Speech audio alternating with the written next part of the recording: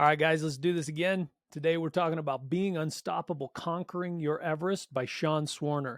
Sean has been on the show before, and he told his incredible life story of surviving 2 cancers, climbing Everest, trekking the North and South Poles, summiting the highest peak on every continent, and some of the foundations he's doing. So I just wanted to highlight Sean's book for you, which has some of the same content, but parts of it are more a path for you to create your own best life and achieve your own dreams. So I wanted to sort of walk through that a little bit.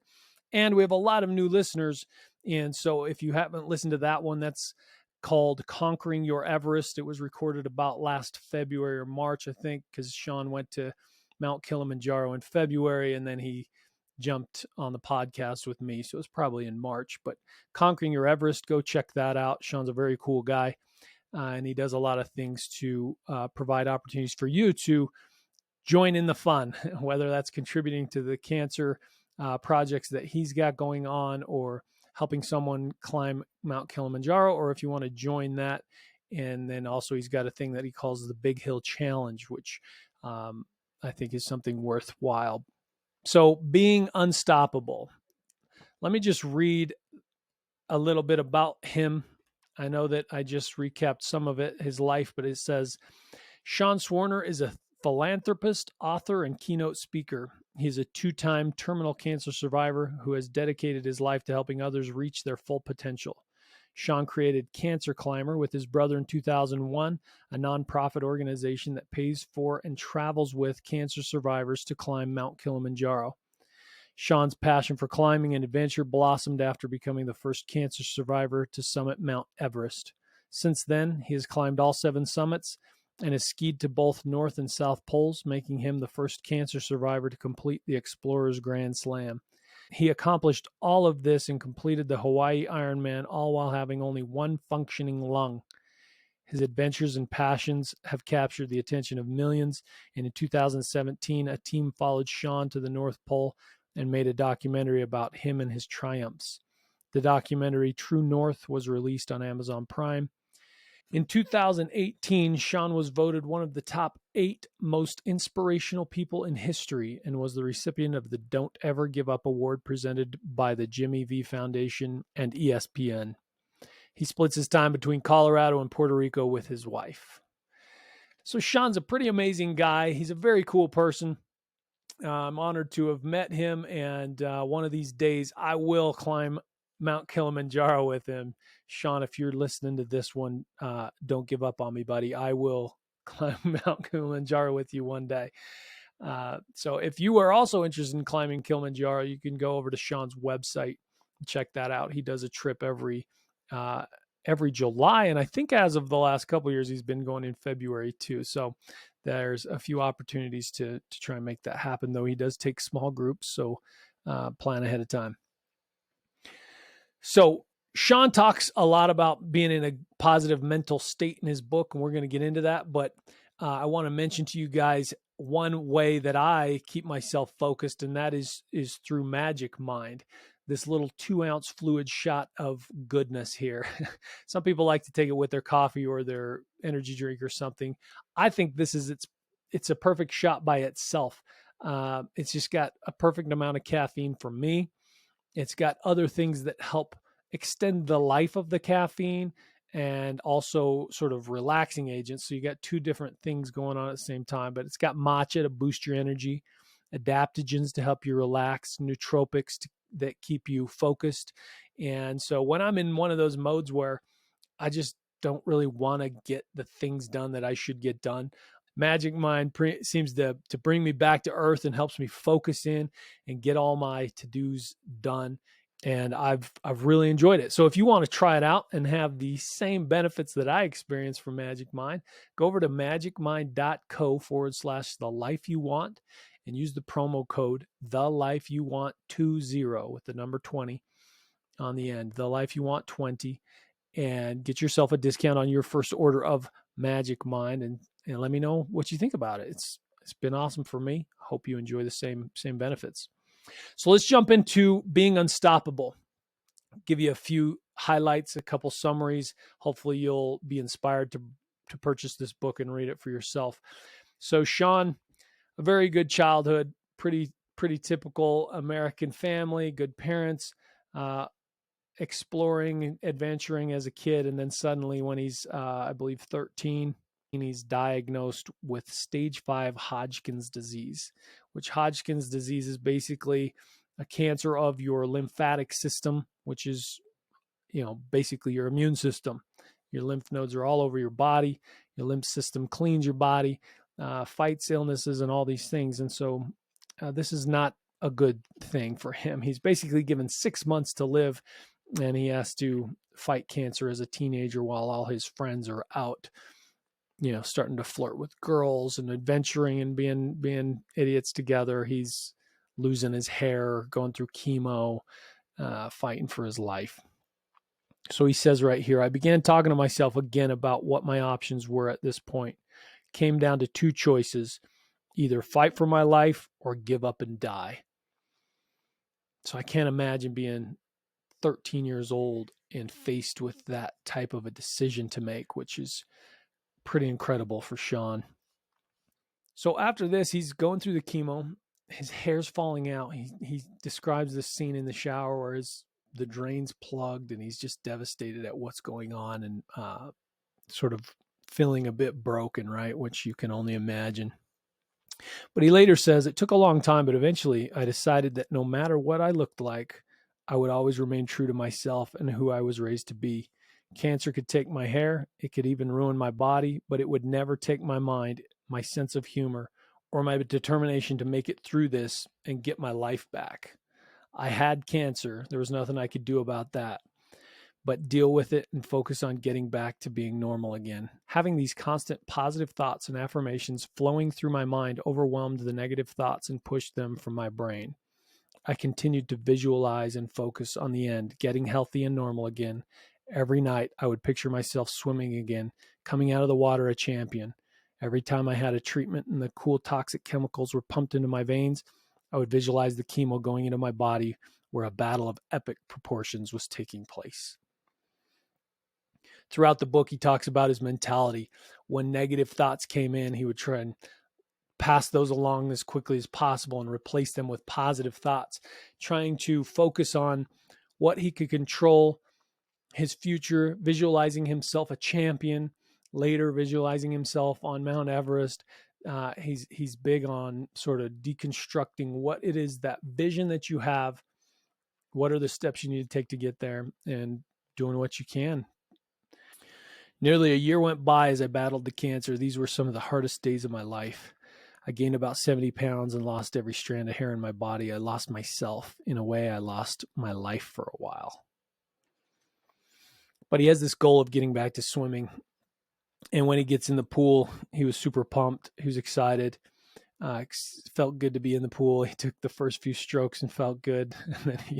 And then he describes this.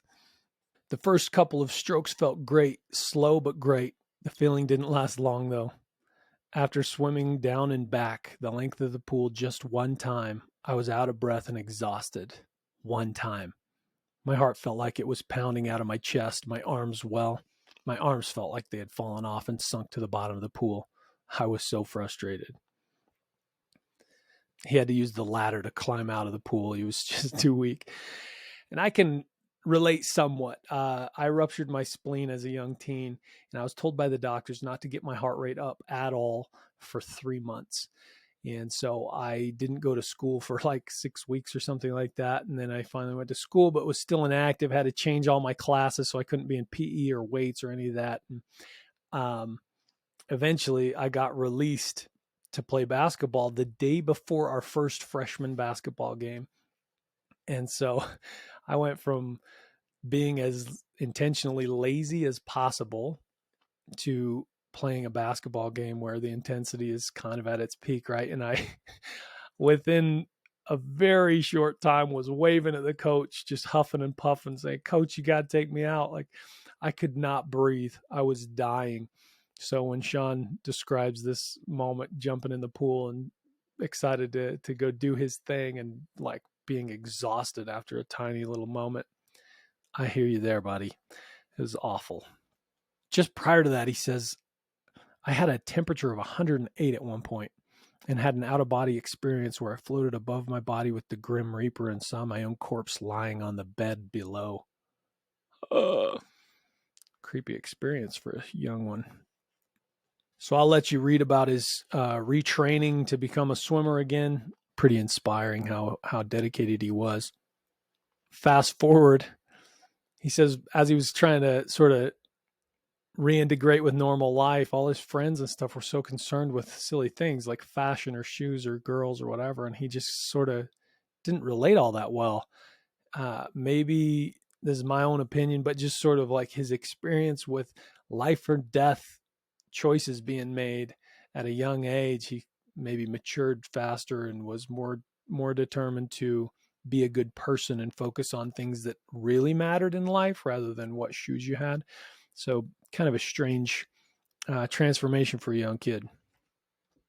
So fast forward to 16 years old, he goes in for a routine checkup like he had done many times, and he's diagnosed with Askins sarcoma, a type of cancer that affects only 3 out of 1 million people and that has a survivability rate of roughly 6%. He says that means that if 100 people are diagnosed with this new type of cancer, 94 of them don't make it. So, no one else in the entire world in the history of cancer had ever been diagnosed with both Hodgkin's disease and Askins sarcoma. Not a single one. Lucky me.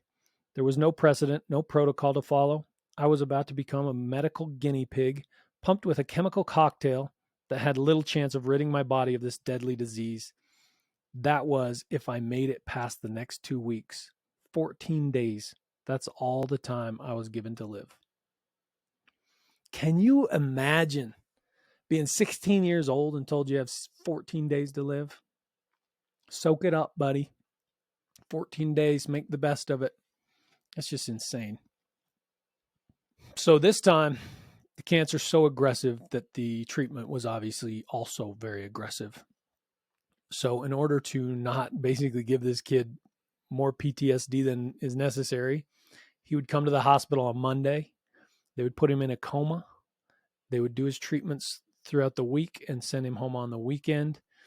He would return on Monday if his blood levels and health was sufficient that he could go for another round. They would do the same thing.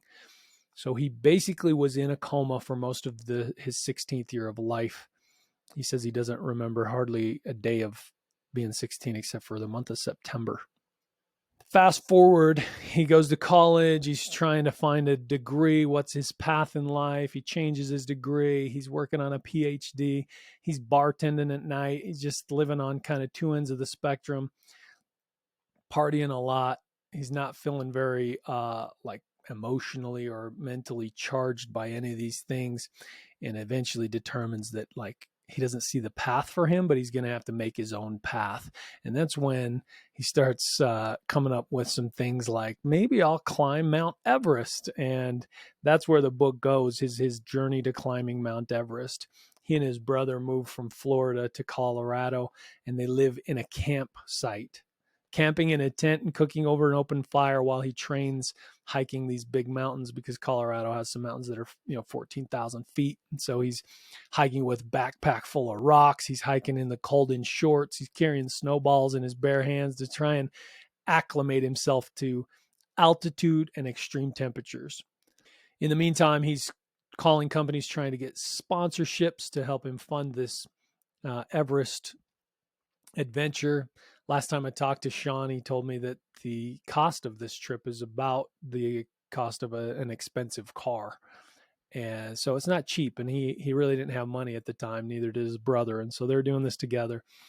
And eventually they get some sponsorships and they make it happen. Trains for close to a year, 8 months, and it's time to go. So he explains his trip, some of the details, the acts that carry his equipment, the little towns he goes through, the terrifying airports he was in, the experience of going up the mountain one time where he literally got off of this section of ice, crossed a cavern on a ladder just before the ice crumbled right where he was standing and into a giant cavern of ice. Because I didn't really think about this, but the mountain's covered in ice way up there. And every time the sun comes out and sort of beats on the ice, it'll break and melt and fall and slide, right? Glaciers are sort of moving.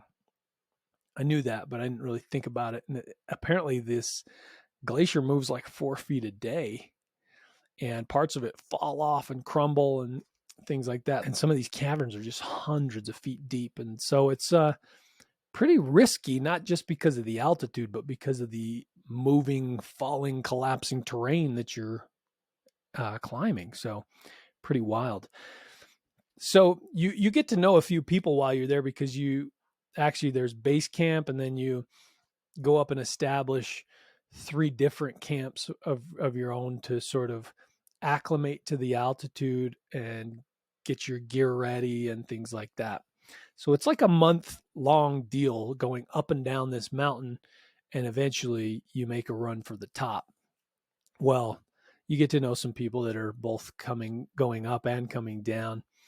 And one guy he knew was up at like Camp 3 or something and was hit by a storm. He couldn't find his own tent, so he just jumped in somebody else's tent, but he didn't have food and water. And eventually he misclipped and slid down a 45-degree angle of sheet of ice into a giant cavern. And Sean told me that you could see his blood trail sliding down the ice. So a pretty wild ride up there, right? Eventually he makes it to the top. His brother was supposed to go with him, but they didn't really have the funds to do that. So his brother Seth stayed at base camp and sort of watched the weather and communicated to the world and all these different things. When you have sort of a partner at base camp, they help navigate certain parts of the trip. So his brother did get to do the trip with him, but didn't summit. Sean summits. His brother calls his parents to let him know that, they have a son standing on the top of the world. And throughout the book, there's a lot of very emotionally pulling moments, such as his parents dealing with a teenager and fighting cancer. And then again, and then now he's going to go on the top of a mountain, and they're sort of like, why do you keep putting us on the edge here? Don't freaking go die on an icy mountain now. But when he actually accomplishes his goal, it's very inspiring. He later goes on to trek all these other mountains and things like that. The latter portion of the book is called Part 3, Begin Your Own Success Journey by Lance Snow. So it's written sort of in third person. These are Sean's methods. These are the things he's done, how to reverse engineer a big vision that you have. I'll read you some of the titles so you kind of understand what he's giving you here. One section is Defining Your Dream. Chapter 12 is called Overcoming the Barriers to Success. Barrier 1, Negative Self-Talk. 2 is Dream Guilt. How can I chase and achieve my dream when there are so many people out there suffering, starving, in poverty, struggling, etc.? So he's got all these sections under these things, like ways to think about poverty or illness, your illness. Barrier 3, external influences. They think I'm crazy, silly, going to fail. How to deal with those things. Life constraints. I can relate to this one just the other day. So I literally booked a trip to Europe yesterday. And in doing that, we're trying to negotiate all these things because I have 4 kids. Some of them are involved with a variety of activities, not just school, but sports and dance and music and all this stuff. And then, all the stuff that I have and my wife has, it just doesn't seem like there's ever a good time to do something big. But we love to travel, right? We live in a pretty small house so that our mortgage is small, that our expenses are small, so that we can put a lot of money towards some of these big adventures that we really enjoy to do together. But he says, for instance, take your family. There's always a birthday party to attend, or a wedding, or a holiday gathering, and not to mention your friends' activities. When is there time to pursue your dream? There isn't. There isn't any time to chase your dream and make it a reality unless you realize there is. It's tricky. It's a trade-off. You must make the time to chase this dream or it will never happen. Time is your most valuable commodity. We can always make more money to learn new skills, but we can never get time back. We choose how to use a minute or an hour, and once they're gone, we never get them back. So you must constantly ask yourself, Is this the best use of my time to achieve my dream and make the life I choose? Excellent question to ask yourself. Going forward, barrier 5, waiting for permission. Chapter 13, start at the end and work backwards. Crafting your dream statement. It's a 5-step process. The dream statement checklist, the next step to your success journey. So anyway, these are some pretty impressive strategies, some of which are very similar to what I've written in my book, Ingrained. But what do successful people do to achieve something great? And Sean is really excellent at visualizing himself in the moment. When he was thinking of his swimming, he wanted to visualize coming out of the water as a champion, the burn of his lungs, the strokes he would take, his form of swimming. When he was visualizing himself on Mount Everest, the crunch of extremely cold snow under his feet, the smell and taste of ozone so high, the feeling of getting up there representing all those who had battled cancer and trying to inspire people to continue going and moving up and conquering your Everest, right? He had a flag that he took with him to the top that represented all these people who had been affected by cancer and things. And so he just sees it. Like, what does he want to do? So that's sort of what I talk about in Ingrained. Like, what's the type of person you want to be? How do they live? What things do they do on a regular basis? Is what you do who you are? I think it is, at least in part. Your behavior is sort of who you are, your character and your integrity, your self-esteem and self-confidence and self-image is in a pretty large part based on what you do. So if you have a vision of yourself, how you want to be, work backwards. What are some of those characteristics, traits, and behaviors that person does? And then start implementing those, and, start small so that it's actually something you can manage and show up and do on a daily basis, and ingrain that into your subconscious mind as part of your routine and what you do and how you do it. And that becomes who you are. And then build on that, right? Take the next step. Eventually you become that person. And like Sean, you conquer your Everest. You are an unstoppable person, and you can summit every mountain that you choose to climb. So this is a very inspiring book, Being Unstoppable. If you go to Sean's website, you can get a signed copy like I did, but I will, of course, put the link below so that you can purchase your copy of the book. Go check out his other resources. By the way, one way you can support the show is by purchasing your books through those links when you find a book that you want, because when you do, I get a portion of the sales price with no expense to you. So I appreciate that. Other ways you could support the show, if you're interested, is going to bronsonwilkes.com. Go to the store. You can purchase my ebook, Ingrained, a 3-step process to achieve any goal. There's some swag over there. You could go purchase Magic Mind, which is a sponsor of the show.